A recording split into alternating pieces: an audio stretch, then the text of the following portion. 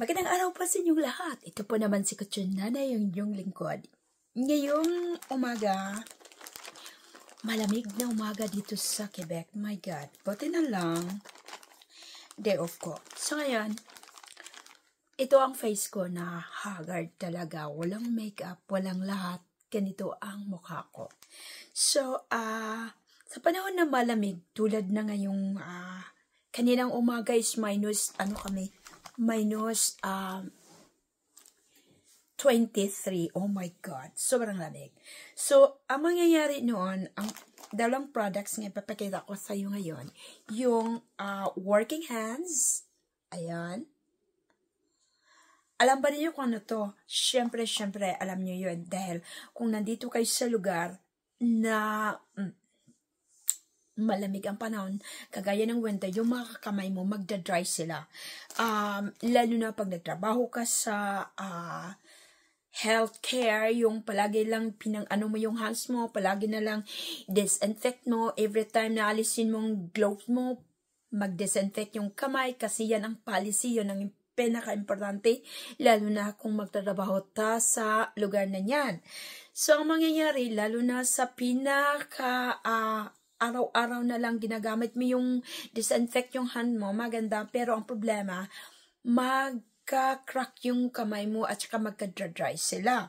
So, ang working hands ay ang produkto na to ay itong produkto na maganda sa kamay. Mabili nyo yan kahit saan. Yung sa akin. Kasi, ang nangyari noon, ginugugol ko kasi ang sobra nagtatanong ako, bakit ba na ang kamay ko, sobrang, kahit naman anong cream ang ginagamit ko, hindi nag-work. So, ayun, ginagamit ko ito at talagang pinaka-soft at maganda, mura pa dun sa kahit saan mo ito mabibili, either Canadian Tire, kung nasa Canada ka, sa lahat ng mga hardware, or Walmart, or wherever you're gonna go, you can find this product. Now, ang pangalawa, meron naman din akong pangalawa. Sa sinasabi ko na, pag tumatanda ka na, yung face natin, syempre ganun na. Hindi na, wala itong makeup, wala lahat. Dahil, natamad akong mag-makeup. So, ngayon, ang gagawin ko, lilinisan ko lang sa, ang ginagamit ko sa paglilinis ng mukha, itong, ang matagal na ito, base lang sa water, sa, Marcel yun. Yun ang ginagamit ko. Ayan, Ayan. Tapos, ganito yung cotton, yung pads ba sa lilinisan, sabi daw, lilinisan mo everyday yung face mo. Ay, naku, nakakatamad minsan. So, after ko linilisan yan, ginagamit ko itong product na ito. Makita ba sa camera? Clarins, ito. Baligtad kasi ang camera, so babaligtad rin na ninyo ng pagbabasa niyan. Okay? So, ayun. So, itong Clarins, hindi ko pa nabuksan. Ang Clarins talaga, mamahalin yan na products. Mayroon noon, gumagamit ako ng Clarins.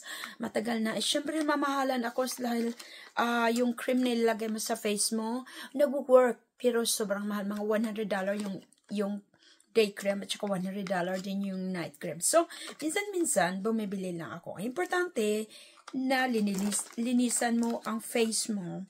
Yan ang pinaka-importante. At saka, 2 times a week, pag tumatanda ka na, lagyan mo ng yung mga dead skin mo, kailangan lagyan mo na, tingnan mo, nag-work talaga siya. Analyze ko yung mga So, ayun, lalinisan mo siya. Tapos, 2 times a week, lagyan mo siya ng pang-clean sa yung pang-patay sa patay sa mga blackheads. Kasi kahit matanda na tayo, minsan, pwede pa rin natin alagaan ang sarili natin, 'di ba? Huwag na lang nating pabayaan kailangan linisan natin yan. At ang pinaka-importante ay, ayun na, paglilinis sa mukha.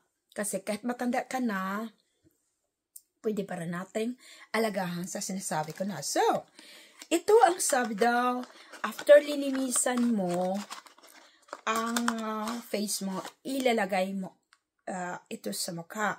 So, ibig sabihin, yung pangpapatay sa mga dead cells, so, i-massage lang daw sa face.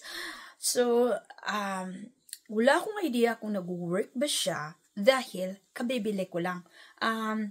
Kahit ano namang mask kahit ano namang mask ang bibilhin nyo, kahit naman hindi clearance, basta lang yun. Mayroon maraming mga mask dyan na katumbas sa clearance. Kasi ito,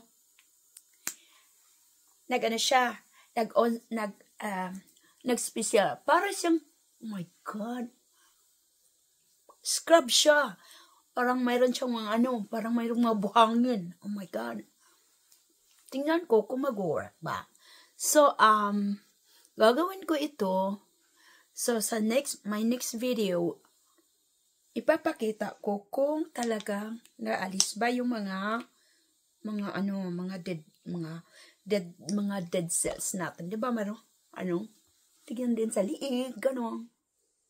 Ayan.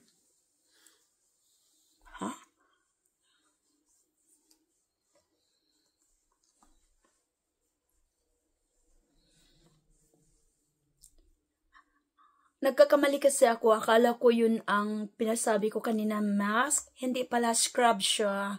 Kasi, ang pagkabili ko, akala ko, siya, mask. Pero, nang tinitingnan ko ulit, scrub pala. So, ibig sabihin na para siyang may yung parang, sabi ko na parang buhangin. Ayun. Parang screeding, So, lagay sa lugar na kahit naman yung yung liig. Tapos daw, after mo yun yung scrub, mo yan, i-rinse mo yan sa hot water and then cold water. And sabi daw, do it 2 times a week. So, ayun lang. Babalik ako mamaya. Babalik ako next time. At ipakita ko sa iyo kung talagang nag-work ba siya. Kasi meron na, kagaya dito ang minsan yung mga natin, mga sibong lalabas. At saka, ayun. So, yun lang. Maraming salamat sa inyong lahat. At, huwag niyong kalimutan sa pag-tap, like, at nag-subscribe kayo sa page ko. Maraming salamat sa lahat. Itong tutorial na ito ay handog ni Coach Nanay. Bye-bye until my next video.